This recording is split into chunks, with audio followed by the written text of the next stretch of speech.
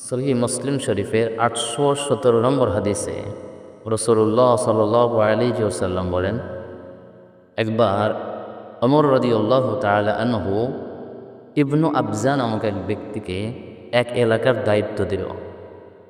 তো সহিহ মুসলিম শরীফের 817 নম্বর হাদিসের এই বর্ণনা, ওমর রাদিয়াল্লাহু তাআলা আনহু যখন ইবনু আবজাকে এক এলাকার দায়িত্ব দিল, তখন কেউ কেউ আপত্তি জানালো, আপনি ইবনু আবজার মতো একজন গোলামকে কেন আপনি দায়িত্ব দিলেন, কেন ক্ষমতা দিলেন?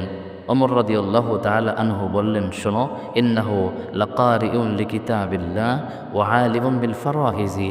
শুনে রাখো, সে গোলাম হতে পারে, সে দুনিয়ার দৃষ্টিতে নিম্নমানের হতে পারে, কিন্তু সে আল্লাহর কিতাবের একজন আলিম, সে কোরআনের একজন আলিম। আর রাসূলুল্লাহ সাল্লাল্লাহু আলাইহি ওয়াসাল্লাম বলেছেন, ইন্নাল্লাহা ইয়ারফাউ বিহাদাল কিতাবি আকওয়ামান ওয়া ইয়াদউ বিহি আখারিন।